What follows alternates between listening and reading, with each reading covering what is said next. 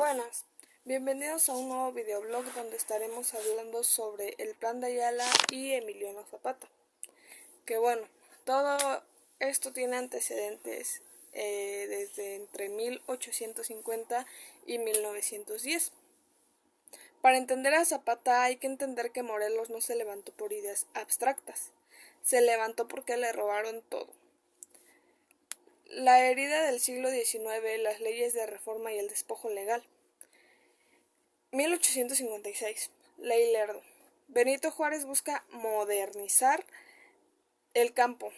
Ordena que las corporaciones civiles y eclesiásticas vendan sus tierras. Suena bien, pero los pueblos indígenas tenían sus tierras en forma comunal. No distingue. El resultado, si un pueblo no podía pagar para escriturar cada parcela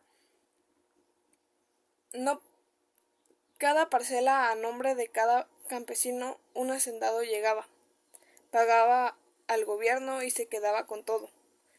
Se llamó desmortización y fue el primer robo masivo. Seguimos con 1894, con la ley sobre ocupación y enajenación de terrenos baldíos. Porfirio Díaz perfecciona el robo, crea las compañías deslindadoras. Si una empresa decía que una tierra no tenía dueño, el gobierno se la vendía baratísima. ¿Cómo probaban los pueblos que era suya? Con títulos virreinales. 300 años. Muchos escritos en náhuatl. Los jueces porfiristas los rechazaban. Resultado. Para 1910, el 95% de los campesinos mexicanos no tenían tierra. En Morelos, 30 familias de hacendados eran dueños del 70% del estado.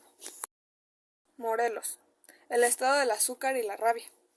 Morelos era el Silicon Valley de 1900, pero de azúcar. Las haciendas como Chinameca, Tenextepango y Hospital producían azúcar para exportar. Necesitaban dos cosas, tierra y agua. Se las quitaron a los pueblos. Anenecuilco, el pueblo de Zapata, tenía títulos dados por el virrey en 1607. La hacienda de Hospital se los fue comiendo pedazo a pedazo de 1880 a 1909. Los campesinos pasaron de ser dueños a ser peones, acasillados. Vivían en la hacienda, les pagaban con vales y los heredaban la deuda a sus hijos. Era esclavitud con otro nombre. En 1884, Anenecuilco pierde el primer gran litigio versus la hacienda del Hospital. En 1905, el gobernador de Morelos, Manuel Alarcón, reparte más tierras de pueblos a haciendas. En 1909, los ancianos de Anenecuilco eligen a Emiliano Zapata, de 30 años, como calpuleque, presidente del Consejo de Ancianos. Su único trabajo, recuperar las tierras. Seguimos con Zapata antes de Zapata, entre 1879 y 1909. El 8 de agosto de 1879. Nace Emiliano Zapata Salazar en Anecuilco, familia de medianos propietarios. No era peón, sabía leer, escribir y era el mejor jinete del pueblo. Trabajó domando caballos para Porfirio Díaz y para Ignacio de la Torre. El yerno de Díaz conoció el poder de cerca. 1909. Como calpuleque hace algo inédito. Se roba los documentos de la hacienda y reparte las tierras él mismo. Convoca al pueblo, mide con varas y entrega parcelas. El administrador de la hacienda lo manda a arrestar. Zapata huye al monte. Ya es un fugitivo, pero su pueblo lo esconde. Aquí nace el líder. En el contexto de la revolución con Zapata y Madero entre 1910 y 1911. En 1910, el Plan de San Luis, 5 de octubre de 1910. Francisco y Madero lanza el Plan de San Luis desde Texas. Llama a levantarse en armas el 20 de noviembre. Su promesa clave para el sur está en el artículo 3. Restituir a los pueblos de los terrenos que fueron despojados. Zapata lee eso y dice, ese es mi hombre. En 1911, el 10 de marzo, Zapata se levanta en Villa de Ayala, con 72 hombres mal armados. Su grito, abajo las haciendas, viva Madero, vivan los pueblos. En mayo toma Cuautla, tras 13 días de combate. En 3 meses controla Morelos. En 1911, la traición que parió el Plan de Ayala. El 25 de mayo de 1911, Díaz renuncia. 6 de noviembre de 1911, Madero asume la presidencia. Zapata licencia parte de sus tropas como gesto de buena fe. Pero Morelos está atrapado. Los hacendados le dicen, si repartes tierras se cae la economía. Madero decide, primero pacifico el país, luego hago reformas. Le ordena a Zapata desarmarse totalmente. Seguimos entre agosto y noviembre de 1911. Madero manda al general Victoriano Huerta a pacificar Morelos. Huerta incendia al pueblo de Huautla, fusila a campesinos y le tiende una emboscada a Zapata para matarlo. Pero Zapata escapa de milagro. En noviembre de 1911, Zapata entiende. Madero es un patrón más. La tierra no se pide, se toma. Se reúne con el maestro Otilio Montaño en Ayala y redactan un nuevo plan. El Plan de Ayala, la Constitución zapatista, firmado el 28 de noviembre de 1911. Ayala y Morelos. No es un plan militar, es un programa de gobierno. Tiene 15 artículos. Estos son los 5 que cambiaron México. El artículo 1. Desconocimiento de Madero. Se desconoce como jefe de la revolución al Francisco y Madero por faltar a lo prometido al pueblo. Zapata inaugura una idea peligrosa para el poder. El pueblo puede quitar al presidente si traiciona. Los artículos 6 y 7. El corazón agrario. Artículo 6. Los terrenos, montes y aguas que hayan usurpado los hacendados entrarán en posesión de estos bienes inmuebles.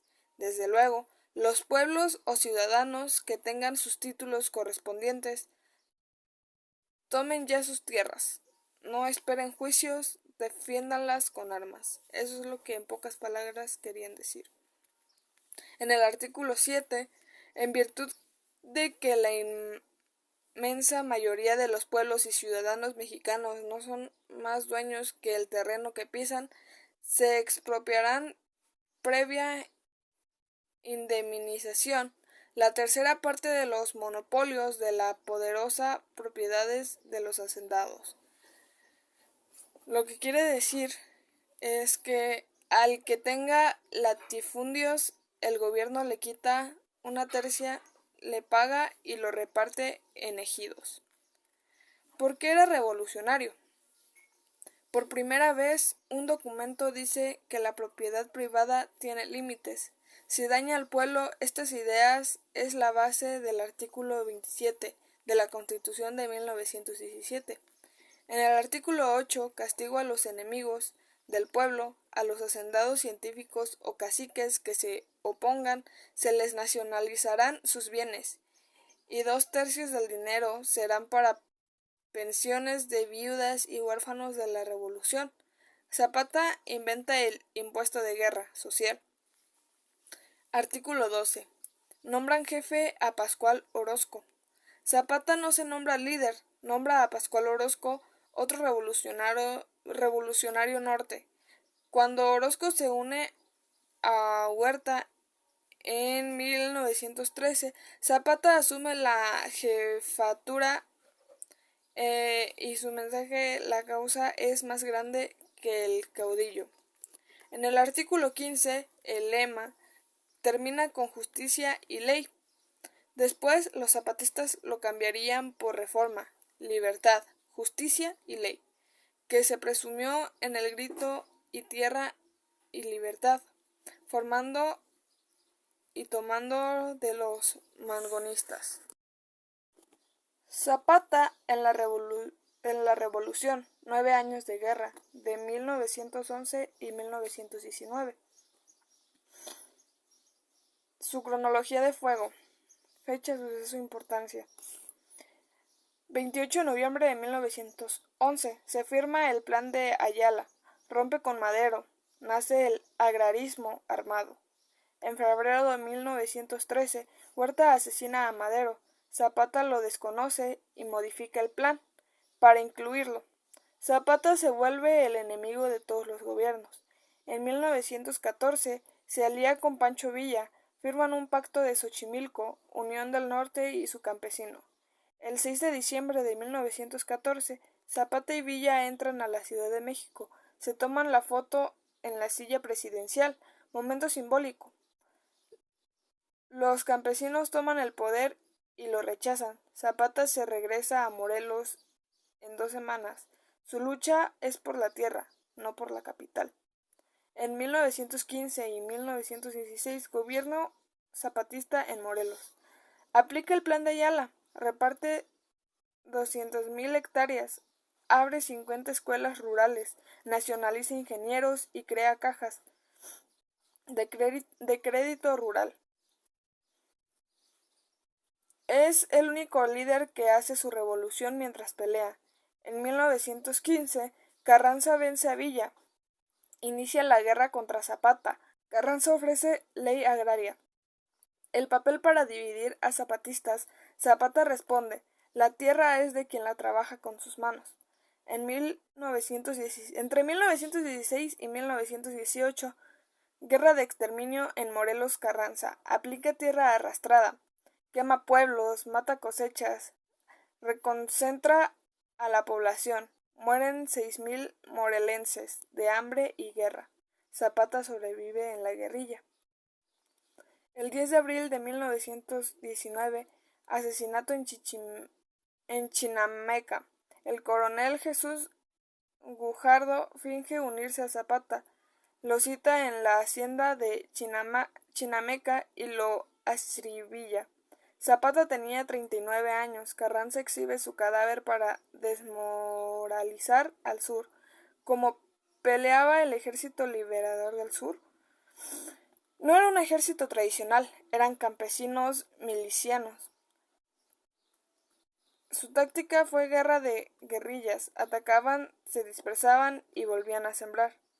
Su lema: si no hay maíz, no hay revolución, pero aseguraban la cosecha, luego peleaban. Su composición: 70% campesinos y 90% obreros de ingenios, y el 10% intelectuales como Otilio Montaño y Dolores Jiménez y Muro. Sus mujeres, las zapatistas, eran correos, enfermeras, espías y algunos, como las coronelas, combatían. La figura de Zapata, el hombre y el mito. ¿Cómo era Zapata? Tenía un físico moreno, alto, de 1,75 metros aproximadamente. Bigote grueso, siempre de traje de charro, sombrero ancho y carabina 30-30. Tenía un carácter callado, desconfiado, pero de una palabra odiaba la injusticia. No tomaba alcohol porque decía que más vale morir de pie que vivir de rodillas. Lo resumía. No quería ser presidente. Cuando estuvo en Palacio Nacional dijo: yo no entré aquí a robar la silla, sino a que se cumpla el plan de Ayala. ¿Por qué es diferente a Villa, Carranza y Obregón? ¿Qué quería? ¿Qué hizo con el poder? Madero, democracia electoral, no tocó a los hacendados. Huerta, dictadura militar, restauró el porfiriato. Carranza, gobierno constitucional, hizo la Constitución de 1917, pero persiguió a Zapata. Villa, justicia social, poder regional, pero gobernador, pero no tuvo programa agrario, claro. Zapata, tierra y libertad, repartió tierras mientras peleaba, nunca buscó la presidencia. El legado, ganó o perdió Zapata. Militarmente perdió, murió asesinado y no vio su victoria. Políticamente ganó. Artículo 27 de Constitución de 1917. Dice que la nación es dueña, originalmente de tierras y aguas, y puede exportar latifundios.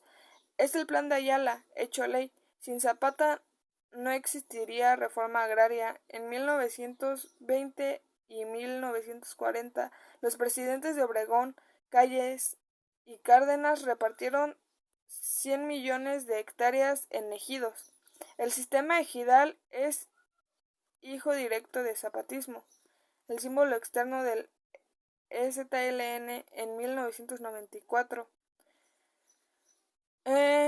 Al hashtag Yo Soy 132. Todo movimiento social mexicano grita, Zapata vive. Su cara está en el billete de 100 pesos. Es el santo laico de los campesinos. La frase que lo resume todo, dicha por Zapata en 1914, la tierra volverá a quienes la trabajan con sus manos. Y para terminar, el Plan de Ayala tiene 113 años y sigue vigente cada que un pueblo defiende su agua contra una minera, cada que el ejido pelea contra un despojo. Están citando a Zapata sin saberlo. Zapata no luchó por hashtags ni por likes, luchó porque vio a su padre llorar cuando le quitaron su milpa y decidió que ningún padre volvería a llorar por eso. Y pues bueno, esto sería todo por el videoblog. Fue una parte resumida, por así decirlo, sobre lo que fue Emiliano Zapata y lo que fue el Plan de Ayala. Pues nada, gracias por ver hasta aquí y hasta luego.